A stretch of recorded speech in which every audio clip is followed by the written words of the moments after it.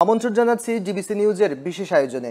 সঙ্গে আছি আমি আদিত্য আরাফাত, আর আমার সঙ্গে আছেন ট্রান্সপারেন্সি ইন্টারন্যাশনাল বাংলাদেশ টিআইবির নির্বাহী পরিচালক ও দুর্নীতি দমন সংস্কার কমিশনের প্রধান ডক্টর ইফতেখারুজ্জামান। আপনাকে স্বাগত আমাদের বিশেষ আয়োজনে। ধন্যবাদ। শুরুটা আসলে এভাবে করতে চাই, আপনি জানেন যে অন্তর্বর্তী সরকারের 1 বছর পূর্ণ হয়েছে। রাজনীতি, সুশাসন সব মিলে আপনার পর্যবেক্ষণ? এটা তো বিশাল উত্তরের দরকার। আমি যেটা সংক্ষেপে বলবো সেটা হচ্ছে যে আমাদের যে কর্তৃত্ববাদের পতনের পরবর্তীতে অন্তর্বর্তীকালীন সরকার কর্তৃক যে বিষয়ে যে দায়িত্ব নিয়ে তাদেরকে সরকার গঠন করা হয়েছিল, সেই দায়িত্বে তো 3টা আঙ্গিক ছিল। একটা হচ্ছে বিচার, একটা হচ্ছে রাষ্ট্র সংস্কার এবং নির্বাচনের জন্য প্রস্তুতি। তো 3টি ক্ষেত্রে আমরা যদি 1 বছরে যেটা দেখি, আমাদের সাম্প্রতিক একটা গবেষণায় যেটা আমরা দেখতে পেয়েছি, 3টি ক্ষেত্রে অবশ্যই উল্লেখযোগ্য অগ্রগতি হয়েছে। সুনির্দিষ্ট বেশ কিছু পদক্ষেপ আছে, সেটা বিস্তারিত আলোচনা করা যেতে পারে। কিন্তু পাশাপাশি এটা খুবই স্বাভাবিক একটা বিষয় যে একটা কর্তৃত্ববাদ পতনের ফলে যে বিশাল জঞ্জাল, সেই জঞ্জাল কাটিয়ে একটা স্থিতিশীল পরিস্থিতি সৃষ্টি করে তার উপর ভিত্তি করে এই যে 3টি এজেন্ডা বাস্তবায়নের যে কার্যক্রম, এটা খুব সহজ কাজ ছিল না। সম্ভাবনা বিশাল ছিল, এখনও আছে, আরও থাকবে আশা করিব আমরা, কিন্তু সেটা বাস্তবায়নের পথে বিভিন্ন ধরনের প্রতিকূলতা ছিল। তা সত্ত্বেও আমি মনে করি যে মোটা দাগে এই পর্যন্ত অগ্রগতি ইতিবাচক বলতে হবে। প্রত্যাশার জায়গায় ঘাটতি তো আছে, সেটা খুবই স্বাভাবিক মনে করি। যেমন কিছু কিছু ক্ষেত্র আছে, যেমন আমি যদি মনে করি যে আইনশৃঙ্খলা পরিস্থিতির মধ্যে একটা যে ধরনের প্রত্যাশিত অগ্রগতি হওয়ার কথা ছিল, সেটা যে হয় নাই সেটা সবার কাছে পরিষ্কার। এবং আমি মনে করি যে ক্ষেত্রগুলো সবচেয়ে বেশি ঘাটতি অন্তর্বর্তীকালীন সরকার, তার মধ্যে অন্যতম হচ্ছে যে আইনশৃঙ্খলা পরিস্থিতি, এবং তার পিছনে কারণও কিন্তু যথেষ্ট আছে। কিন্তু সেই কারণ ব্যাখ্যা করার বাদ দিয়েও আমি বলবো যে সম্ভাবনা ছিল যে এটা এখানে আরও বেশি ইতিবাচক অর্জন করার। আইনশৃঙ্খলা পরিস্থিতির উন্নতি, এটা বলতে যা বোঝায়, এটার দায়িত্ব যাদের হাতে, যেই সংস্থা বা যেই পেশা, সেটা কিন্তু পুরোটাই কিন্তু ধসে পড়েছিল এবং নৈতিক অবক্ষয়ের মধ্যে পড়েছিল। তাদের যে মনোবল, সেটা কিন্তু ধসে পড়েছিল তাদের নিজেদেরই ব্যর্থতা, নিজেদেরই দোষের কারণে। কিন্তু সেই অবস্থার থেকে উত্তরণ ঘটিয়ে আগের নেতৃত্বের পরিবর্তে নতুন নেতৃত্ব আসার অর্থ এই নয় যে আইনশৃঙ্খলা রক্ষাকারী বাহিনীর পেশাগত যে দেউলিয়াপনা সৃষ্টি হয়েছিল, যে অপরাধের জন্য যারা দোষী, যে কারণে তারা মানবিক মনোবল হারিয়েছে, সেটাকে ফিরে পেয়ে যাবে, এটা কিন্তু আশা করাটা কঠিন। যার ফলে সময় লেগেছে, এখনও লাগছে, এবং প্রত্যাশিত অগ্রগতি সেখানে হচ্ছে না। একইভাবে হয়তো সাধারণ মানুষের জন্য অত্যন্ত গুরুত্বপূর্ণ যে জায়গাটা, যে কর্মসংস্থান, দ্রব্যমূল্যের বিষয়গুলো আছে। দ্রব্যমূল্যের ক্ষেত্রে কিছুটা সাম্প্রতিককালে বিশেষ করে রোজার সময় থেকে একটু উন্নতি হয়েছে, সেটাকে মানুষের মধ্যে স্বস্তি এক ধরনের আছে। কিন্তু কর্মসংস্থানের জায়গাটা এবং এই যে দ্রব্যমূল্যের যে স্বস্তির ভাবটা, সেটা কিন্তু ওঠানামা করছে, এবং সেটা আমরা জনগণ হয়তো আশা করবে যেটা একটা স্থিতিশীল অবস্থায় যাবে খুব শীঘ্রই, যেটা সরকার বলছে, আশা করছে সেটা। কিন্তু কর্মসংস্থানের জায়গাটায়, সেটা কিন্তু যে কর্মসংস্থানের যে ইকোসিস্টেম, যে প্রেক্ষিত পরিবেশটা দরকার, সেটা কিন্তু পুনর্গঠিত হয় নাই।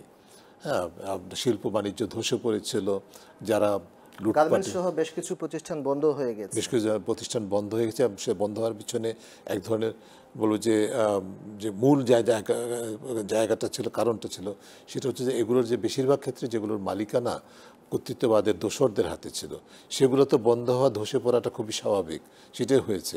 এবং এইটার থেকে কাটিয়ে উঠে সেই প্রতিষ্ঠানগুলোকে পুনরায় চালু করা, পাশাপাশি সার্বিকভাবে যে বিনিয়োগ বান্ধব, দেশি বিনিয়োগ বান্ধব, বিদেশি বিনিয়োগের কথা বাদই দিলাম, যে পরিবেশ সৃষ্টি করার কথা, সেই আস্থা জায়গাটাও তো সৃষ্টি করাটা খুব সহজ কাজ নয়। সেখানে কিছু অগ্রগতি হয় না সেটা আমি বলবো না, কিন্তু আস্তে আস্তে এবং যতটুকু অগ্রগতি তার তুলনায় মানুষের প্রত্যাশা তো অবশ্যই এরকম হওয়াটি স্বাভাবিক, যেটা আরও অনেক ভালো হতে পারত। আপনি দুর্নীতি দমন সংস্কার কমিশনের প্রধান হিসেবে প্রতিবেদনও অন্তর্বর্তী সরকারের কাছে জমা দিয়েছেন। এই প্রতিবেদনে বেশ কিছু সুপারিশ ছিল, সব মিলে জানতে চাচ্ছি এই প্রতিবেদনের আসলে অগ্রগতি আসলে কি?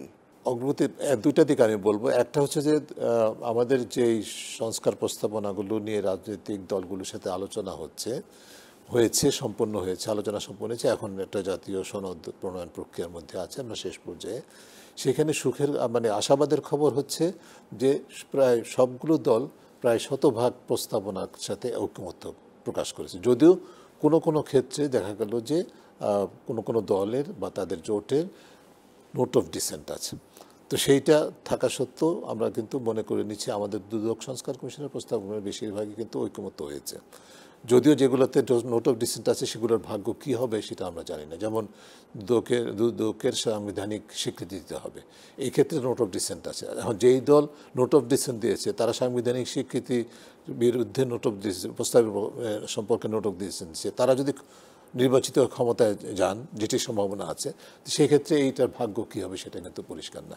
এই ধরনের বেশ কিছু বাদ দিলে আমরা মনে করি যে যেটা সার্বিকভাবে চিত্রটা হচ্ছে যে মোটা দাগে ঐক্যমত্য আছে, এবং আসলে ঐক্যমত্য থাকাটাই তো যথেষ্ট না, এর মধ্যে একটা বাধ্যবাধকতা সৃষ্টি করতে হবে আইনগত। তার উপর ভিত্তি করে আমরা আশা করতে পারবো যে আসলে বাস্তবায়িত হবে সেই আলোচনা পরে। কিন্তু এর মধ্যে হতাশার একটা কথা বলি। হতাশার কথাটা হচ্ছে যে যে দুদক সংস্কার কমিশনের অন্য অনেকগুলো প্রায় সবগুলো সংস্কার কমিশনের ক্ষেত্রে যেটা সমানভাবে প্রযোজ্য, বেশ কিছু সুপারিশ, সিংহভাগ সুপারিশ কিন্তু আশুকরণীয়, অর্থাৎ স্বল্প মেয়াদে অন্তর্বর্তীকালীন সরকারের এক্সিকিউটিভ অথরিটিতে বাস্তবায়নযোগ্য বা সংশ্লিষ্ট প্রতিষ্ঠানের হাতে অর্পণ করে দিবে সরকার প্রতিষ্ঠান, এক্ষেত্রে দুদক বাস্তবায়ন করবে। এটা আনফর্চুনেটলি এক্ষেত্রে কোনো অগ্রগতি হয় নাই, যদিও এটা ফেব্রুয়ারি মাসে এটা হস্তান্তর করা হয়েছিল সরকারের কাছে, এবং সরকারই আমাদের কাছে চেয়ে নিয়েছে করণীয় প্রস্তাবনাগুলো, সেগুলো আমরা সরকারকে দিয়েছি। কিন্তু এখন পর্যন্ত আমরা সঠিক জানি না কি অগ্রগতি হয়েছে। চেষ্টা করছি জানার জন্য, তখন আমাদেরকে বলা হয় যে প্রক্রিয়াজাতকরণ পর্যায়ে আছে। 5 আগস্ট পরবর্তী সময়ে মানুষ আশায় ছিল যে দুর্নীতি অনেকটা কমবে, কিন্তু আমরা সেবা খাত, বিশেষ করে রাজুক, ওয়াসা সহ বিভিন্ন সেবা খাতে আমরা আবার বিশেষ করে দেখতে প্রান্তিক পর্যায়ে মানুষ দুর্নীতির শিকার হচ্ছে। এই যে অন্তর্বর্তী সরকারের কাছে মানুষের প্রত্যাশা যে দুর্নীতি অনেকটা কমবে, যদিও সরকারের পক্ষ থেকে দুর্নীতি কমানোর জন্য নানামুখী পদক্ষেপ নেওয়া হয়েছে, কিন্তু দুর্নীতির শিকার হচ্ছে সাধারণ মানুষ। এক্ষেত্রে কিন্তু দুইটা আঙ্গিক আছে, একটা হচ্ছে সরকারের দায়িত্ব, আরেকটা হচ্ছে যে যারা দুর্নীতি করেন এবং যারা দুর্নীতির মূল অনুঘটক, মূল অ্যাক্টার্স, তাদের বিষয়টা। এখন দুইটা পক্ষেরই কিন্তু কাছে জনগণের প্রত্যাশা ছিল যে আগস্ট 5, 2024 এর পরবর্তীতে সময়ে আমরা অন্যরকম বাংলাদেশ দেখতে চাই, যেখানে এইভাবে দুর্নীতির ব্যাপকতা, গভীরতা থাকবে না। কিন্তু আমরা কি দেখেছি, প্রথম দিকটা যদি আমি বলি, 5 আগস্ট বিকেলবেলা থেকে কিন্তু সারা দেশে অত্যন্ত নির্ভরযোগ্য তথ্য অনুযায়ী, যেটা গণমাধ্যম সহ আমাদের মতো প্রতিষ্ঠানের গবেষণায় যেটা দেখা গেছে, সারা দেশে মাঠ পর্যায় থেকে দলবাজি, দখলবাজি, চাঁদাবাজি, বিভিন্ন ধরনের পরবর্তীতে মামলাবাজি, গ্রেপ্তার বাণিজ্য, জামিন বাণিজ্য, এগুলো কিন্তু প্রকটভাবে চলেছে এবং বিকশিত হয়েছে।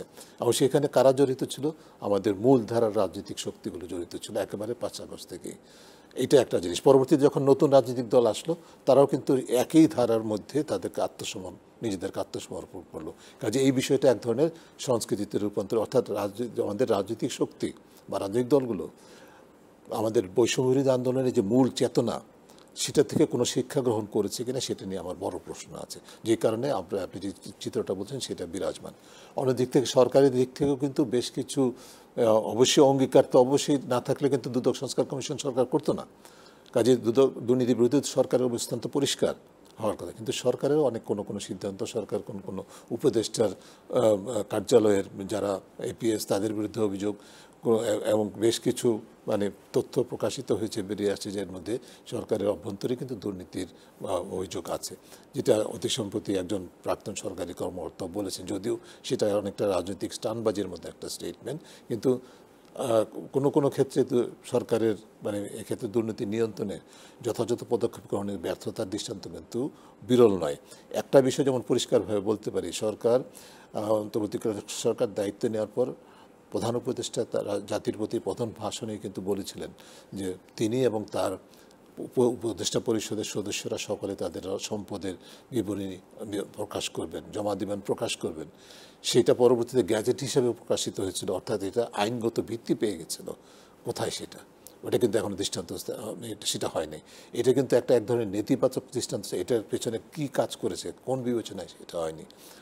এটা কিন্তু এক ধরনের ভুল। একদিক থেকে যেরকম সরকার নিজের দায়িত্ব, যেটা নিজের ঘোষণাকে বাস্তবায়নে ব্যর্থতার পরিচয় দিয়েছে, অন্যদিক থেকে এই প্রশ্নটা উঠবে যে এটার পেছনে কোন শক্তিটা কাজ করেছে। একটা যে দৃষ্টান্ত স্থাপন করার সুযোগ ছিল অন্তর্বর্তীকালীন সরকারের, যেটা দীর্ঘদিনের মানুষের প্রত্যাশা, যারা ক্ষমতায় থাকবেন, পাবলিকলি এক্সপোজ পার্সন বলতে যাদেরকে বলা হয়, তাদের সম্পদের বিবরণী মানুষ জানবে, কারণ তারা জনগণের অর্থে পরিচালিত প্রতিষ্ঠানের দায়িত্বপ্রাপ্ত কর্মকর্তা। কাজে সেই জায়গাটায় যে দৃষ্টান্ত স্থাপন করার সম্ভাবনা ছিল, এবং এই প্রস্তাবটা কিন্তু যেটি একাধিক সংস্কার কমিশনের সুপারিশের মধ্যে আছে, যেই সংস্কার কমিশনের সুপারিশগুলো সরকার কর্তৃক গঠিত কমিশনের, সেগুলো এই সরকারই বাস্তবায়ন করবে না, এটা তো হতে পারে না। কয়েকজন উপদেষ্টার বিরুদ্ধেও একেবারে সুনির্দিষ্টভাবে দুর্নীতির অভিযোগ উঠেছে, আপনি নিজেও গণমাধ্যমে দেখেছেন, সামাজিক যোগাযোগ মাধ্যমে দেখেছেন, কিন্তু আমরা দৃশ্যত কোনো পদক্ষেপ নিতে দেখতে পাইনি আসলে। এটি হতাশাব্যঞ্জক, আমি যেটা বললাম হতাশাব্যঞ্জক, এবং তাদের নিজেদের কারো নিজেদের বিরুদ্ধে উঠেছে, তাদের পরিবারের সদস্যদের বিরুদ্ধে উঠেছে, তাদের কার্যালয়ের সহকর্মীদের বিরুদ্ধে উঠেছে অভিযোগগুলো। সেই ক্ষেত্রে কোনো দু একটি ক্ষেত্রে দুর্নীতি দমন কমিশন অনুসন্ধান তদন্ত করছে বলে জানা যায়, কিন্তু সেটার কোনো এখন পর্যন্ত অবশ্য দুর্নীতির মামলা তদন্ত প্রক্রিয়া জটিল বা দীর্ঘসূত্রিতার একটা বিষয় থাকবেই, কিন্তু সেখানে এই ধরনের ক্ষেত্রে দুদকেরও কিন্তু একটা দায়িত্ব ছিল বা আছে, যে মানে বর্তমান প্রেক্ষিতে যারা ক্ষমতায় আছেন তাদের বিরুদ্ধে যদি দুর্নীতির অভিযোগ থাকে, তাহলে যত শীঘ্র সম্ভব তদন্ত করে বিচার আয়ত্তে আনার দৃষ্টান্ত স্থাপন করা, সেটি সম্ভব হয় নাই। কিন্তু তার চেয়ে বড় কথা হলো যে অন্তর্বর্তীকালীন সরকারের দায়িত্বে যারা আছেন, উপদেষ্টা হিসেবে আছেন, তারা কোন যুক্তিতে, মানে কিভাবে এই সংস্কৃতির কাছে নিজেদের আত্মসমর্পণ করবেন, ক্ষমতার অপব্যবহারের সংস্কৃতি, দুর্নীতির সংস্কৃতি যদি বাস্তব হয়ে থাকে, সেটা অবশ্যই অত্যন্ত হতাশাব্যঞ্জক। দুদক সম্পর্কে ট্রান্সপারেন্সি ইন্টারন্যাশনাল বাংলাদেশের বিভিন্ন সময়ে আমরা রাজনৈতিক সরকারগুলোর সময় আমরা দেখেছি নানা যৌক্তিক সমালোচনা। এখন আপনার আসলে পর্যবেক্ষণ কি দুদক সম্পর্কে? দুদক কি স্বাধীনভাবে কাজ করতে পারছে? একটা জিনিস আমি বলবো যে দুদক আগের তুলনায়, যে কোনো সময়ের তুলনায় এখন অধিকতর সক্রিয় হয়েছে, এবং অনেক উচ্চ পদে অধিষ্ঠিত বা ক্ষমতাবান ব্যক্তিদের বিরুদ্ধে তদন্ত করছে, এবং কোনো ক্ষেত্রে অগ্রগতি হয়েছে, বিদেশ থেকে পাচারকৃত অর্থ ফেরত আনার চেষ্টা করছে অন্য সংস্থাগুলোর সাথে সমন্বিতভাবে। তবে একটা জিনিস লক্ষণীয়, সেটা হচ্ছে যাদের বিরুদ্ধে দুদক মোটা দাগে, যাদের বিরুদ্ধে অনুসন্ধান মানে তদন্ত করছে এখন, তাদের সিংহভাগ কিন্তু ক্ষমতার বাইরে। এবং অন্য দিক থেকে যেটা হয়েছে যে 5 আগস্টের পর থেকে, 2024-এর 5 আগস্টের পর থেকে কিন্তু অত্যন্ত তড়িৎ গতিতে বেশ কিছু চলমান মামলা, যেগুলো আগে চলমান ছিল, সেগুলো সম্পর্কে অবশ্যই জনশ্রুতি আছে বা অভিযোগ আছে, সেগুলো হয়রানিমূলক, সেগুলো বিরোধী দলে ছিল বিধায় তাদের বিরুদ্ধে মামলা হয়েছে। কিন্তু ঢালাওভাবে তো এটা বলার কোনো সুযোগ নাই যে শতভাগ কোনো প্রকার কি বলে যে এভিডেন্স ছাড়া অযৌক্তিক মামলা হয়েছে।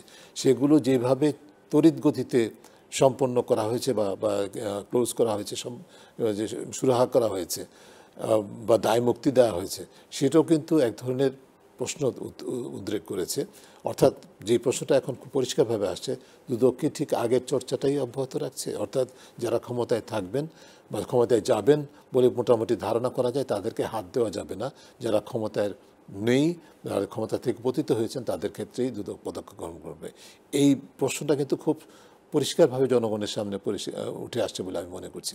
কাজে দুদকের একটা বড় চ্যালেঞ্জ আছে। এবং 5 আগস্ট পরবর্তী সময় আমরা দেখতে পেয়েছি যে বেশ কিছু রাজনৈতিক ব্যক্তি দুদক থেকে অব্যাহতি পেয়েছেন, দুদকের অনুসন্ধান থেকে অব্যাহতি পেয়েছেন, এবং কি দুদকের মামলা থেকেও অব্যাহতি পেয়েছেন, যেগুলো আদালতে চলেছে, রায় হয়েছে। এবং কিছু কিছু মামলার ক্ষেত্রে আমরা দেখতে পেয়েছি, দুর্নীতি মামলার ক্ষেত্রে পরবর্তী দুদক কোনো কার্যক্রম অর্থাৎ কোনো পদক্ষেপ নেয়নি। এই বিষয়ে আসলে আপনি কিভাবে দেখছেন? যেটা আমি একটু ইঙ্গিত দিলাম, আপনি যে মামলাগুলোর কথা বলছেন চলমান ছিল, যেগুলো দীর্ঘদিন, সেগুলো মানে সিংহভাগই কিন্তু অবশ্যই এটা অস্বীকার করার উপায় নাই, কর্তৃত্ববাদের মেয়াদের সময়ে তাদের এটা ছিল রাজনৈতিক উদ্দেশ্য প্রণোদিত। তবে একেবারে শতভাগ কোনো প্রকার উপাদানবিহীন রাজনৈতিক উদ্দেশ্য প্রণোদিত মামলা হয়েছে সেটা নয়। এমন মামলা ছিল যে হয় রাজনৈতিক প্রতিপক্ষ অথবা কোনো না কোনো কারণে তৎকালীন সরকারের বিরাগ ভাজন যারা ছিলেন, তাদের বিরুদ্ধে মামলা ছিল, এবং সেটা দুদক নিজেকে হাতিয়ার হিসেবে ব্যবহার করতে দিয়েছে, সরকারের একটা এজেন্ডা বাস্তবায়নের হাতিয়ার হিসেবে, এবং সেই কারণে কিন্তু সিংহভাগ মামলা সেই শ্রেণীর। কিন্তু তার মানে এই নয় যে যদি এটাও যদি সঠিক হয় যে ছিল হয়রানিমূলক ছিল, যেভাবে রাতারাতি একটা স্বল্প মেয়াদে চট করে সেগুলোকে দায় মুক্তি দেওয়া হয়েছে বা বাতিল করা হয়েছে মামলাগুলোকে, সেটা কিন্তু প্রশ্নবিদ্ধ। এই কারণেই যে জিনিসটা আমি আগে বললাম যে এখন যদি খুব সক্রিয়ভাবে যে যাদের বিরুদ্ধে মামলা করছে, তারা আপনি দেখবেন ক্ষমতার বাইরে পতিত, দেশের বাইরে, কারণ কর্তৃত্ববাদের দোষর ছিল। তাদের বিরুদ্ধে মামলা হবে সক্রিয়ভাবে, কিন্তু যারা ক্ষমতার সাথে সংশ্লিষ্ট বা ক্ষমতায় মানে আসার সম্ভাবনা আছে তাদের বিরুদ্ধে আমরা কোনো একটু ছোট্ট বিরতি নিচ্ছি। দর্শক, আপনারা দেখছিলেন ডিবিসি নিউজের বিশেষ আয়োজন, সঙ্গেই থাকুন। বিরতির পর আবারও স্বাগত জানাচ্ছি আমি আদিত্য আরাফাত, আর আমার সঙ্গে আছেন ট্রান্সপারেন্সি ইন্টারন্যাশনাল বাংলাদেশ টিআইবির নির্বাহী পরিচালক ও দুর্নীতি দমন সংস্কার কমিশনের প্রধান ডক্টর ইফতেখারুজ্জামান। যে আলোচনাটি চলছিল দুদক সম্পর্কে, আমরা দেখতে পাচ্ছি যে আমলাতান্ত্রিক যে দুর্নীতি সে বিষয়ে আসলে দৃশ্যত কোনো পদক্ষেপ এখনো পর্যন্ত দেখা যাচ্ছে না। একদম জনশ্রুতি আছে যে আমলাতন্ত্র যে দুর্নীতি, বিশেষ করে প্রশাসনের উচ্চ পর্যায়ে আছে, তারা দু একজন বিচ্ছিন্ন কিছু ঘটনা ছাড়া দুদক আসলে কার্যত কারো বিরুদ্ধে খুব একটা পদক্ষেপ নেয়নি। এই বিষয়ে আপনার পর্যবেক্ষণ কি? এটি অবশ্য সুনির্দিষ্ট তথ্য না থাকলে বলাটা খুব কঠিন। আসলে এমন কোনো আমলা আছেন কিনা যাদের বিরুদ্ধে সুনির্দিষ্ট দুর্নীতির অভিযোগ আছে, সেক্ষেত্রে দুদক কোনো পদক্ষেপ গ্রহণ করেনি, সেটা না জেনে বলাটা কঠিন। তবে আমি যেটা স্বাভাবিকভাবে ধারণা করা হয়, দুদক যেহেতু এমন একটা প্রতিষ্ঠান হিসেবে গড়ে উঠেছে যেখানে একদিক থেকে নেতৃত্ব ছিল রাজনৈতিকভাবে প্রভাবান্বিত ব্যক্তির হাতে, এবং তার পরবর্তী যে পর্যায়টা সেটা ছিল একেবারে মোটামুটিভাবে মনোপোলাইজ করা ছিল আমলাতন্ত্রের হাতে। যেই কারণে যখন যারা মানে ক্ষমতায় ছিলেন, সেটি রাজনৈতিক হোক বা আমলাতান্ত্রিক হোক, তাদের বিরুদ্ধে কিন্তু দুদক কখনোই কার্যকর ব্যবস্থা গ্রহণ করতে পারে নাই। সেই ধারাবাহিকতাটাই থেকে কাটিয়ে উঠে চট করে অল্প মেয়াদে দুদক একবারে, যদিও বর্তমান নেতৃত্বের প্রতি আমার আস্থা আছে, আমি মনে করি যে দুদকের বর্তমান চেয়ারম্যান এবং অন্য দুজন সদস্য যারা আছেন, কমিশনার যারা আছেন, তাদের কমিটমেন্টের ঘাটতি নাই, তারা চেষ্টা করছেন।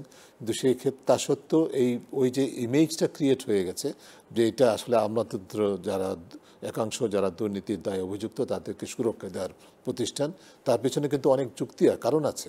তার কারণ হচ্ছে যে আমি যেটা বললাম, যে আমলাতন্ত্র থেকে যারা আসেন, বিশেষ করে প্রশাসন থেকে যারা আসেন, তারাই কিন্তু দুদকের সর্বোচ্চ মানে বলে দায়িত্ব পদে অধিষ্ঠিত কমিশনার পরবর্তী পর্যায়ে, এবং সেখানে এক ধরনের ভেস্টেড ইন্টারেস্ট কাজ করে, কারণ তাদের আনুগত্য সরকারের প্রতি, তাদের আনুগত্য দুদকে নয়, যদিও দুদকে তারা কর্মকর্তা।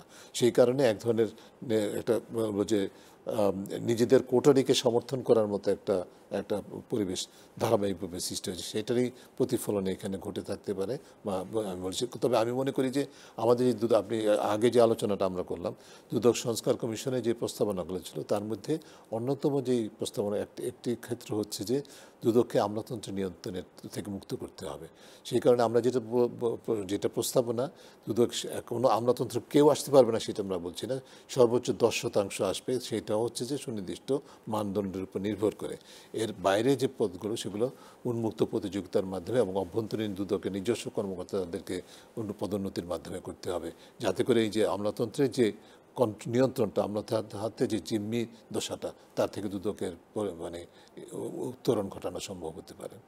বিএনপি মহাসচিবের একটি বক্তব্য আপনার দৃষ্টি আকর্ষণ করছি। সেটি হচ্ছে যে বিএনপি মহাসচিব মির্জা ফখরুল ইসলাম আলমগীর বলেছেন সম্প্রতি যে আগে যেখানে সাধারণ মানুষকে 1 লাখ টাকা ঘুষ দেয়া লাগতো, বর্তমানে 5 লাখ টাকা দেয়া লাগছে। অর্থাৎ দুর্নীতি আগের চেয়ে বেড়েছে বলে তার মত।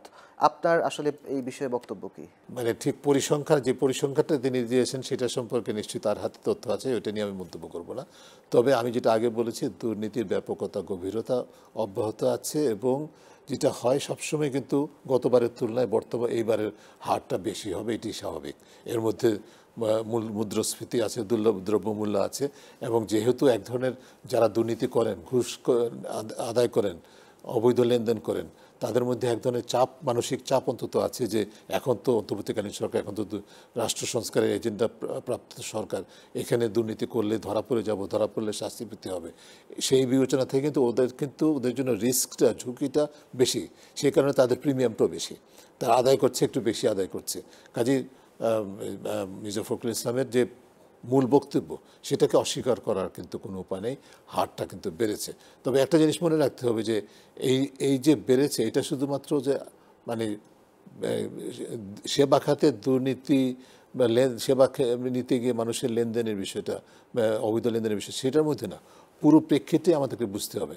এখানে কিন্তু যেটা আমি আগে বললাম যে ঠিক 5 আগস্ট থেকেই কিন্তু রাজনৈতিক সংস্কৃতি যাদের হাতে, যাদের ধারক যারা, তারাই কিন্তু এক ধরনের ঝাঁপিয়ে পড়েছেন, এটা আমাদের সময়, আমরা একদিন বাইরে ছিলাম, আমরা সুযোগটা একদিন পাইনি, এখন আমরা সুযোগ পেয়েছি। এই সংস্কৃতি কিন্তু আমাদের রাজনৈতিক স্পেস থেকে এবং আমলাতান্ত্রিক স্পেস থেকে দুই জায়গা থেকে সমানভাবে এসছে। যারা একদিন আমলাতন্ত্র দীর্ঘদিন বাইরে ছিলাম, বঞ্চিত ছিলাম, এখন আমি সুযোগ পেয়েছি, এটা আমার সময়। একইভাবে রাজনীতিতে আমরা একদিন সুযোগ পাইনি, আমাদের বঞ্চিত করা হয়েছে, আমরা বঞ্চিত ছিলাম, এখন আমাদের সময়। এই যে আমাদের সময় কনসেপ্টটা, এটি হচ্ছে যে আমি বৈষম্যবিরোধী আন্দোলনের মূল চেতনার সাথে সম্পূর্ণ সাংঘর্ষিক, যার মধ্যে আবার নিমজ্জিত হয়েছে আমাদের নতুন রাজনৈতিক শক্তি। মিলেমিশে দুর্নীতি করার প্রবণতা আমরা লক্ষ্য করছি। আপনি সবশেষ দেখেছেন যে সিলেটের ভোলাগঞ্জে যে পাথর উত্তোলন হয়েছে, সেখানে একাধিক রাজনৈতিক দল যে পাথর উত্তোলন করেছে, পাথর লোপাট করেছেন, যাদের বিরুদ্ধে অভিযোগ এসেছে তারা কয়েকটি রাজনৈতিক দলের। এই যে বিচ্ছিন্ন বললেও মিলেমিশে মানে দুর্নীতির বেলায়, রাজনীতির বেলায় আমরা এখনো বেশ কিছু ক্ষেত্রে ঐকমত্যে পৌঁছাতে পারিনি, কিন্তু বিচ্ছিন্ন কিছু ঘটনা হলেও এইসব দুর্নীতি বা লুটপাটের ঘটনা আমরা দেখতে পেয়েছি যে ঐকমত্যে গিয়ে তারা মানে দুর্নীতি করছেন। সবশেষ উদাহরণ হচ্ছে যে সিলেটের ভোলাগঞ্জে যে সাদা পাথর উত্তোলন হয়েছে, আপনি নিশ্চয়ই অবগত। হ্যাঁ, অবশ্যই এটা এটা একটা এক ধরনের খুবই ইম্পর্টেন্ট একটা নিউজ আইটেম, কিন্তু আমি মোটে অবাক হই না। তার কারণ হচ্ছে আমাদের রাজনৈতিক সংস্কৃতিতে এই জিনিসটা মোটামুটি প্রতিষ্ঠিত। আমাদের কর্তৃত্ববাদের সময় 15-16 বছরে দুর্নীতি চূড়ান্ত পর্যায়ে গেছে। দুর্নীতির ব্যাপকতা, গভীরতা এবং রাষ্ট্র ক্ষমতাকে দখল করে প্রতিষ্ঠানগুলোকে ক্যাপচার করে নিয়ে সেগুলোকে আবার তাদের যে দায়িত্ব যেখানে হওয়ার কথা এগুলো নিয়ন্ত্রণ করা, বরং তাদের ফ্যাসিলিটেটর হিসাবে, সুরক্ষাকারী হিসাবে ব্যবহার করা হয়েছে প্রতিষ্ঠানগুলোকে। এইটা কিন্তু গত 15 বছরে চূড়ান্ত জায়গায় নিয়ে যাওয়া হচ্ছে। কিন্তু এটা কিন্তু শুধু এই 15 বছরের ঘটনা নয়, এটা কিন্তু আগেও ঘটেছে বাংলাদেশে এবং একটা ধারাবাহিকভাবে ঘটেছে। সেটার কিন্তু প্রতিফলন, যার ফলে এক ধরনের অসুস্থ প্রতিযোগিতা ছিল আমাদের রাজনীতির মধ্যে, যে হচ্ছে রাজনীতি হচ্ছে ক্ষমতার রাজনীতি। কেন সেই ক্ষমতার রাজনীতি? ক্ষমতায় থাকলে আমি ক্ষমতার অপব্যবহারের মাধ্যমে সুবিধা অর্জনের সুযোগটা পাই, নিজের অবৈধভাবে হোক, যেভাবে হোক সম্পদ বিকাশের সুযোগটা পাই। এইটা ছিল আমাদের সংস্কৃতি এবং এর জন্য আমরা প্রতিষ্ঠানগুলোকে একদিক থেকে অকার্যকর করার জায়গায় নিয়েছি। রাজনৈতিক প্রভাবের মাধ্যমে প্রাতিষ্ঠানিক দলীয়পনা সৃষ্টি করে প্রতিষ্ঠানগুলোকে দুর্নীতির হাতিয়ার হিসেবে ব্যবহার করা হয়েছে। অন্যদিক থেকে রাজনৈতিক অঙ্গনটাকে, আমলাতান্ত্রিক অঙ্গনগুলোকে সম্পূর্ণভাবে দুর্বৃত্তায়ন করা হয়েছে। এই দুর্বৃত্তায়ন থেকে, সুযোগ থেকে একদিন পর্যন্ত বঞ্চিত ছিলাম। কাজে এখন আমি আবার এই সুযোগটা পেয়েছি, সেই কাজে আমি একই সংস্কৃতিতে ডুবে থাকবো। এটাই কিন্তু আমার বাস্তবে অনেক ক্ষেত্রে চোখে পড়ছে এবং সেটা খুবই হতাশাব্যঞ্জক। একটি বিষয়ে যাচ্ছি ডক্টর ইফতিখারুজ্জামান, সেটি হচ্ছে যে দেশ থেকে বিপুল পরিমাণ অর্থ পাচার হয়েছে। সরকারের যে শ্বেতপত্র কমিটি, প্রণয়ন কমিটি এবং বিদেশের বেশ কিছু প্রতিষ্ঠান বলেছে বাংলাদেশ থেকে বিপুল পরিমাণ অর্থ পাচার হয়েছে। অন্তর্বর্তী সরকার গঠনের পরও টাস্কফোর্স গঠন করেছে এবং দুর্নীতি দমন কমিশন, বাংলাদেশ ব্যাংকের বিএফআইইউ, সিআইডি, এনবিআর সহ তারা সমন্বিতভাবে কাজ করছে, কিন্তু এখনো পর্যন্ত দৃশ্যত কোনো পদক্ষেপ দেখা যাচ্ছে না। অর্থাৎ পাচারের কোনো টাকা এখনো পর্যন্ত, কোনো অর্থ ফেরত আসেনি। আপনার আসলে মানে পর্যবেক্ষণটা কি, এবং আপনার কাছে জানতে চাইবো আসলে পাচারের অর্থ ফেরত আনা সম্ভব কিনা। পর্যবেক্ষণটা হচ্ছে যে আসলে যেটা হয়েছে যে শুধুমাত্র ইউকের ক্ষেত্রে, যুক্তরাজ্যের ক্ষেত্রে কিছু মানে সম্পদ সেখানে ফ্রিজ করা হয়েছে বাংলাদেশিদের, 260 মিলিয়ন পাউন্ডসের মতো ফ্রিজ করা হয়েছে শুধুমাত্র। সেটাও ওখানকার সিভিল সোসাইটির চাপে, যার সাথে আমরা সম্পৃক্ত আছি, সেটার ভূমিকাটা একটা অন্যতম উপাদান হিসেবে কাজ করেছে। এবং যুক্তরাজ্য সরকার বাস্তবেই বিষয়টাকে খুব সিরিয়াসলি গ্রহণ করেছে, যে কারণে ওইটুকু হয়েছে। কিন্তু আমি যেটা মনে করি, এবং ইতিমধ্যে আমাদের সরকারের পক্ষ, অন্তর্বর্তীকালীন সরকারের পক্ষ থেকে অবশ্যই উচ্চ পর্যায়ে টাস্কফোর্সটা রিকনস্টিটিউট করা হয়েছে, বাংলাদেশ ব্যাংকের গভর্নরের নেতৃত্বে সেটা কাজ করছে। আগে যেটা ছিল না, যে সংশ্লিষ্ট প্রতিষ্ঠানগুলোর মধ্যে সমন্বয়, সহযোগিতা, বিশেষ করে দুদক, বিএফআইইউ, এনবিআর, ওসিএজি এবং সিআইডি, এই ধরনের প্রতিষ্ঠানগুলো যে সমন্বয়ের মাধ্যমে কাজ করা এবং তার উপর ভিত্তি করে আন্তর্জাতিক যে আইনি, পারস্পরিক আইনি সহায়তার মাধ্যমে বিদেশ থেকে পাচারকৃত অর্থ ফেরত আনা, ওই প্রক্রিয়াটা শুরু হয়েছে। কিন্তু মনে রাখতে হবে যে পৃথিবীর অভিজ্ঞতা, বিভিন্ন দেশের অভিজ্ঞতা যেটা বলে সেটা হচ্ছে যে পাচারকৃত অর্থ ফেরত আনা সম্ভব, আসবে পাচারকৃত অর্থ। বাংলাদেশেও নজির আছে এবং সেটা সিঙ্গাপুর থেকে পাচারকৃত অর্থ ফেরত এসেছিল। সেই দৃষ্টান্তটাই কিন্তু আমাদের এখন যে চ্যালেঞ্জটা, সেটার একেবারে একটা এক্সাম্পল। সেটা হচ্ছে যে ওই ফেরত আসার জন্য সামান্য কিছু টাকা, $9.3 মিলিয়ন মাত্র, সেই টাকাটা ফেরত এসেছিল। সামান্য হোক যাই হোক, এটা আসতে কিন্তু আমাদের 7 বছর সময় লেগেছিল। শুরু হয়েছিল 2007 সালে, সেটা ফেরত এসেছে 2013 সালে। কাজে প্রথম পয়েন্টটা হচ্ছে আপনার প্রশ্নের উত্তরে, এটা ফেরত আনা সম্ভব, কিন্তু দীর্ঘ প্রক্রিয়ার মাধ্যমে দীর্ঘ সময় লাগবে। এক। দ্বিতীয় হচ্ছে যেটা অত্যন্ত কঠিন এবং জটিল, তার কারণটা হচ্ছে যে এই পয়েন্টটা আমরা খুব বেশি আলোচনা করি না, আলোচনায় আসে না, জনগণের কাছে এটা পৌঁছায় দেওয়া যায় নাই। যে পাচার যে হয়েছে বাংলাদেশ থেকে, এটা বাংলাদেশের ব্যর্থতা, অস্বীকার করার কোনো উপায় নেই। আমাদের আইন প্রয়োগ হয় নাই, প্রতিষ্ঠানগুলোকে অকার্যকর করা হয়েছে, পাচার নিয়ন্ত্রণের জন্য দায়িত্বপ্রাপ্ত যেই সংস্থা তাদেরকে ব্যবহার করা হয়েছে পাচার করার। এটা আমাদের ব্যর্থতা, অস্বীকার করার কোনো উপায় নেই। কিন্তু ইমাজিন একটা সিচুয়েশন যেখানে যদি যে পাচারকৃত অর্থ, মনে করেন $1 পাচার হয়েছে বাংলাদেশ থেকে, পাচারকৃত অর্থ যদি ওখানে লগ্নি করার মতো কোনো জায়গা না থাকতো, কোনো দেশ না থাকতো, তাহলে কী হতো? যেত না, টাকাটা বাইরে যেত না। এখন যেটা হয়েছে, আমি যুক্তরাজ্যের দৃষ্টান্ত বলি, কানাডার কথা বলি, ইউএসের কথা বলি, দুবাইয়ের কথা বলি, মালয়েশিয়া, সিঙ্গাপুর, যে দেশগুলো বলি, সেই সমস্ত দেশে কিন্তু এই যে ইলিসিটলি বা অবৈধভাবে অর্থ যাওয়া, এটা কিন্তু তাদের আইনগতভাবে নিষিদ্ধ। তা সত্ত্বেও সেখানে টাকাগুলো গেছে, এবং সেখানে যেই মানে আইনের ফাঁকফোকরে প্রয়োগের ফাঁকফোকরের মাধ্যমে এই ইলিসিটলি বা অবৈধ অর্থটা ওই দেশে বৈধতা পেয়েছে, সেখানে লগ্নি হয়েছে, সেখানে ইনভেস্টমেন্ট মার্কেটে লগ্নি হয়েছে, ফাইন্যান্সিয়াল মার্কেটে বিনিয়োগ হয়েছে, প্রপার্টি মার্কেটে বিনিয়োগ হয়েছে, যার ফলে ওইটা ওই দেশের টাকায় বৈধ হয়ে গেছে। এখন যে প্রক্রিয়াটা আমাদের করতে হবে, যেটা দীর্ঘ, সেটা হচ্ছে যে আমাদের দেশে আদালতে প্রমাণ করতে হবে যেটা আমাদের দেশ থেকে অর্থটা গেছে। ওই দেশের আপনার মনে করেন যুক্তরাজ্যের আদালতে সেটা প্রমাণ করতে হবে যে, 1 নম্বর প্রমাণ করতে হবে যে এই টাকাটা বাংলাদেশ থেকে এসছে, 2 নম্বর প্রমাণ করতে হবে যে এই টাকা অবৈধভাবে এসছে, 3 নম্বর হচ্ছে এটা অবৈধ প্রক্রিয়ায় বৈধতা পেয়েছে, 4th হচ্ছে যে এটা আসলে এখন ফ্রিজ, মানে যেহেতু অবৈধ প্রক্রিয়া বৈধতা পেয়েছে, এটাকে এখন ফ্রিজ করে ফেরত আনতে হবে। এই যে প্রক্রিয়াটা, এটা কিন্তু সময় সাপেক্ষ। এবং শেষ করি যে পৃথিবীর অভিজ্ঞতা বলে যে উন্নয়নশীল দেশ থেকে যেই টাকা উন্নত দেশে যায়, পাচার হয়, তার মাত্র 1% ফেরত আসে। তার মানে এই নয় যে আমরা 1% ফেরত পাবো, আমরা বেশি ফেরত পাবো, কিন্তু আমাদের প্রয়াসটা অব্যাহত রাখতে হবে। আমরা ছোট্ট একটি বিরতি নিচ্ছি। দর্শক, আপনারা দেখছিলেন ডিবিসি নিউজের বিশেষ আয়োজন, সঙ্গেই থাকুন। বিরতির পর আবারও স্বাগত জানাচ্ছি, আমি আদিত্য আরাফাত, আর আমার সঙ্গে আছেন ট্রান্সপারেন্সি ইন্টারন্যাশনাল বাংলাদেশ টিআইবির নির্বাহী পরিচালক ও দুর্নীতি দমন সংস্কার কমিশনের প্রধান ডক্টর ইফতেখারুজ্জামান। আমি এখন আপনার কাছে জানতে চাচ্ছি সেটি হচ্ছে যে মব ভায়োলেন্স নিয়ে একদম স্পেসিফিকভাবে জানতে চাচ্ছি। সেটি হচ্ছে যে আপনার কি মনে হচ্ছে দেশে মব ভায়োলেন্স বেড়েছে কিনা? যদিও পুলিশের পরিসংখ্যান বলছে যে মব ভায়োলেন্স আগেও ছিল, তবে গত 1 বছরে যে পুলিশের যে পরিসংখ্যান সেটি অনুযায়ী দেশে মব ভায়োলেন্সের পরিমাণ জ্যামিতিক হারে বেড়েছে। মব ভায়োলেন্স সম্পর্কে আসলে আপনার পর্যবেক্ষণটা আসলে কি? মানে 1 বছরে এটি বাড়ার কারণটা কি থাকতে পারে? আমি যেটা মনে করি যে মূল কারণটা হচ্ছে যে আমাদের যে আন্দোলনের যে বিজয়ী শক্তি, তাদের মধ্যে একাংশ বা অনেকেই নিজেদেরকে ক্ষমতায়িত এবং অতি ক্ষমতায়িত ভাবছেন।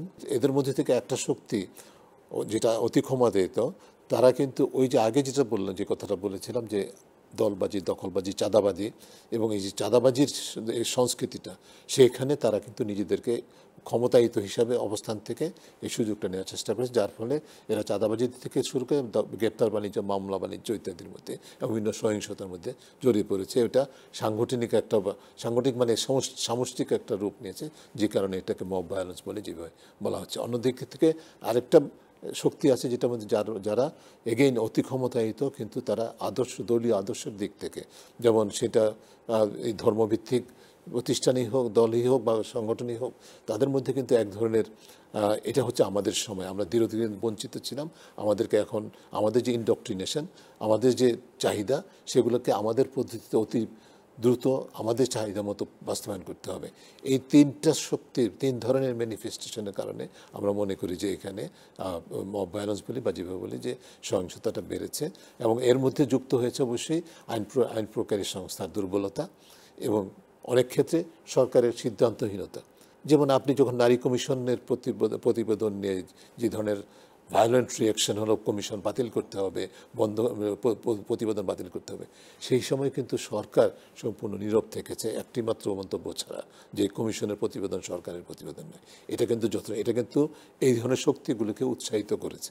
একইভাবে সরকারের সিদ্ধান্ত হয়েছে, কারিকুলাম সংস্কার কমিটি করা হয়েছে, একটা মহল বিশেষভাবে বিরাটভাবে প্রতিবাদ করলো, প্রতিবাদের প্রেক্ষিতে পরের দিন সেটাকে আবার কমিটি বাতিল করা হলো। অর্থাৎ এই যে যে সংগঠিত শক্তি, সেটা যে কারণেই হোক, তার পিছনে তার কাছে আত্মসমর্পণ করা সরকারের পক্ষ থেকে, এটা কিন্তু ইতিবাচক দৃষ্টান্ত স্থাপন করেনি, বরং নেতিবাচক দৃষ্টান্ত স্থাপন করে, যার ফলে পরবর্তীতে একই ধরনের পদ্ধতিতে মানে বলপূর্বক দাবি আদায়, বলপূর্বক আমাদের প্রত্যাশা, আমার যে বলে যে অ্যাম্বিশন বা এজেন্ডা বাস্তবায়নের যে বলে যে চর্চা, সেটা কিন্তু প্রতিষ্ঠিত হয়েছে। কিছু ক্ষেত্রে দেখা যাচ্ছে যে চাঁদাবাজি, দখলদারিত্ব বেড়েছে। সাধারণ মানুষ বলছে যে তারা নিপীড়িত এবং নিষ্পেষিত, এবং কেবল কিছু কিছু ক্ষেত্রে দেখা যাচ্ছে যে সাধারণ মানুষের অভিযোগ কেবল মুখ পরিবর্তন হয়েছে। আগে যাদের কাছ থেকে যাদেরকে তারা চাঁদা দিত, এখন আরেকটি পক্ষকে তারা চাঁদা দিচ্ছে। অনেকেই মনে করছেন আমরা একদিন বঞ্চিত ছিলাম, আমার এখন সুযোগ, এবং সুযোগটা আমি বল প্রয়োগের মাধ্যমে আমি সুযোগটা আদায় করে নেব, এই মানসিকতা আমার এর সাথে যুক্ত হয়েছে। আমি খুব দৃঢ় বিশ্বাস করি যে আন্দোলনটা মানুষকে অবশ্যই মানে মানে রাষ্ট্র ক্ষমতা জনগণের হাতে ফিরিয়ে দিয়েছে, এটা ঠিক। কিন্তু এর যে নেতিবাচক প্রভাবটা হয়েছে সেটা হলো যে একটা শ্রেণী এর মধ্যে, যারা আন্দোলনে হয় প্রত্যক্ষ অংশগ্রহণ করেছে বা পরোক্ষভাবে এটাতে অনুপ্রবেশ করেছে, বা অংশগ্রহণ না বা অনুপ্রবেশ না করেও নিজেদেরকে এখন অতি ক্ষমতায়িত ভাবছেন, তারাই কিন্তু এই ধরনের যে আপনি সহিংসতার কথা বলছেন, চাঁদাবাজি থেকে শুরু করে সংঘবদ্ধভাবেই হোক, এবং সামান্য চাঁদা আদায়ের জন্য মানুষকে হত্যা করার মতো ঘটনাই হোক, এবং সংঘবদ্ধভাবে করা, প্রকাশ্য দিবালোকে করা, এই যে অতি ক্ষমতায়িত যে মানে এটা চর্চাটা, সেটারই প্রতিফলন বলে আমি মনে করি। কিন্তু এর যে দৃশ্যত যে পদক্ষেপ কমানোর ক্ষেত্রে আপনার মানে সরকারের আইন প্রয়োগের ক্ষেত্রে কোনো ঘাটতি আছে এই কিনা, বিষয়টা বিচারের তো কোনো এই ঘাটতি যে আছে মব কিনা? ভায়োলেন্সের কথাটা, এটা তো নতুন না, এটা নতুন না এই জন্য বলছি যে আমি যে মানে এমন না যে এক মাস 2 মাসের ঘটনা, এটা কিন্তু আমাদের কর্তৃত্ববাদ পতনের পরবর্তী সময় থেকে স্বল্প সময় থেকে শুরু হয়েছে। কাজে এখানে যেটা আমি সরকারের যে দায়িত্বটা, সেটা হচ্ছে যে ওদের কিন্তু একটা স্ট্র্যাটেজিক থাকা মানে কৌশল প্রণয়ন করার কথা ছিল। এই যে এটা একটা বিকাশমান একটা সমস্যা, চ্যালেঞ্জ, আইন প্রকাশ সংস্থার দুর্বলতার বিষয়টা তো আছে, তা সত্ত্বেও এইটা একটা সরকারের চ্যালেঞ্জ। এই কথাটাকে বিবেচনায় নিয়ে কোনো সুনির্দিষ্ট কর্মপরিকল্পনা কিন্তু বা কৌশল কিন্তু সরকারকে প্রণয়ন করতে দেখি না। যেটা দেখেছি সেটা হচ্ছে যে বিষয়গুলো একটি দুইটি বা একাধিক ঘটনা যখন ব্যাপকভাবে আলোচিত হয়েছে গণমাধ্যমে, সোশ্যাল মিডিয়াতে, তখন চট করে ঝাঁপিয়ে পড়েছে, অন্তত ঠিকই নিয়ন্ত্রণ করতে পেরেছে বা যারা জড়িত তাদেরকে অ্যারেস্ট করতে পেরেছে। কিন্তু এটাকে একটা কৌশলের অংশ হিসাবে প্রতিরোধমূলক জায়গায় যাওয়ার জন্য যেটা করার সুযোগ ছিল, সেটা সরকার করতে পারে। আপনি জানেন যে অন্তর্বর্তী সরকারের এর মধ্যে নির্বাচনী মাসের ঘোষণা দিয়েছে। 2026 সালের ফেব্রুয়ারির প্রথমার্ধে হয়তো জাতীয় নির্বাচন হবে। সেই হিসেবে নির্বাচনের ত্রয়োদশ জাতীয় সংসদ নির্বাচনের বাকি আর 7 মাস। এই 7 মাসের মধ্যে সরকার প্রথম যেমন 5ই আগস্ট পরবর্তী সময়ে রাষ্ট্র সংস্কারের ঘোষণা দিয়েছিল, সেই অনুযায়ী কমিশনও গঠন হয়েছে। এই 7 মাসের মধ্যে এটি সম্ভব কিনা? আপনি যদিও জাতীয় ঐক্যমত কমিশনেও জড়িত আছেন, সদস্য হিসাবে আছেন, অন্যতম দায়িত্ব পালন করছেন, আপনার কাছে কি মনে হচ্ছে আসলে রাষ্ট্র সংস্কার আসলে কত দূর? রাষ্ট্র সংস্কারের বিশাল সম্ভাবনা যেটা সৃষ্টি হয়েছিল সেটা এখনও আছে, এবং সেই দিকে আমাদের যে অগ্রগতির যে মৌলিক জায়গাগুলো, সেগুলো নিয়ে যে জাতীয় ঐকমত্য সনদ হওয়ার কথা, সেটার মূল কাজটা হয়ে গেছে। এখন দুইটা জায়গায় আমাদের সমাধানের জন্য আমাদেরকে অপেক্ষা করতে হচ্ছে। একটি হচ্ছে যে বিষয়টা একটু আগে দিয়েছিলাম, যে মৌলিক কোনো কোনো ক্ষেত্রে যেগুলো ঐকমত্য হয়েছে তা সত্ত্বেও বেশ গুরুত্বপূর্ণ বিষয়গুলোতে, বিশেষ করে যেখানে এক্সিকিউটিভের ক্ষমতাটাকে চেকস অ্যান্ড ব্যালেন্সের মধ্যে আনার যে যে প্রস্তাবনাগুলো, সেগুলোর ক্ষেত্রে কোনো কোনো রাজনৈতিক দলের, বিশেষ করে গুরুত্বপূর্ণ রাজনৈতিক দলগুলোর নোট অফ ডিসেন্ট আছে। এই বিষয়গুলো সুরাহাটা কী হবে, এটার মিনিংটা কী হবে, সেটা আমরা এখনও খোঁজার চেষ্টা করছি। দ্বিতীয় হচ্ছে যে এই যে ঐকমত্য সনদটা হবে, যেটা একটা পলিটিক্যাল ডকুমেন্ট হবে, আমরা আশা করছি যে সবগুলো রাজনৈতিক দল তাতে স্বাক্ষর করবেন, কিন্তু এটার বাধ্যবাধকতাকে, এটার প্রয়োগের জন্য, এটাকে বাস্তব রূপায়ণের জন্য কোনো ধরনের আইনগত বা সাংবিধানিক বাধ্যবাধকতা কীভাবে তৈরি করা যাবে, সেই বিষয়টির এই দুইটা প্রশ্নের সুরা এখনও হয়নি। আমরা আশা করছি অতি অবিলম্বে সুরা হবে।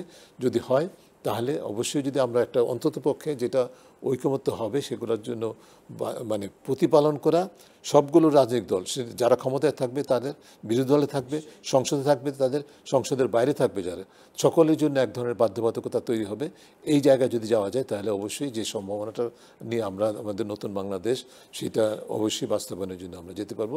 ন্যূনতম পক্ষে যেটা হবে, এর পাশাপাশি এই রাজনৈতিক দলের বাধ্যবাধকতার পাশাপাশি সাধারণ মানুষের কাছে যারা রুখে দাঁড়িয়েছিল তাদের কাছে একটা হাতিয়ার হবে, যে এই যে ঐক্যমত সনদ, এটা আপনারা স্বাক্ষর করেছেন, আপনি কেন বাস্তবায়ন করবেন না?